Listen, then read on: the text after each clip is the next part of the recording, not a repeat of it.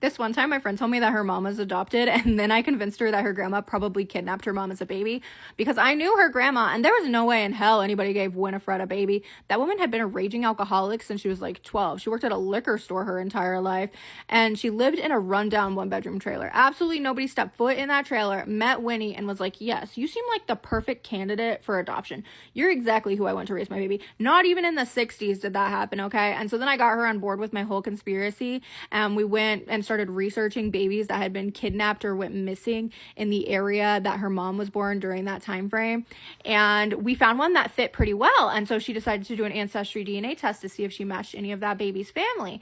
And while we were waiting for the results to come back, we ended up down this other rabbit hole of that area in Alaska. There's this whole group of moms who had given birth and then been told that their babies died, and they were never given any proof. They never got to see their baby, and so they were convinced that the hospital was doing this huge scandal where they were selling babies, right? And we're like, what if your mom was one of these babies?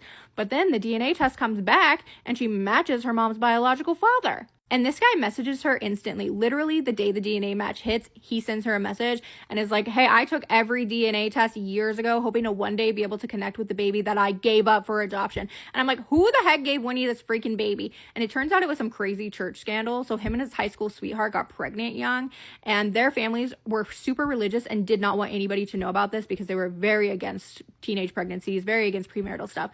And so the families arranged for the baby to go to a well-off conservative family within the church, and they were going to raise the baby. And then when the biological parents were of age, they were supposed to get that information to be able to contact the baby if they wanted to.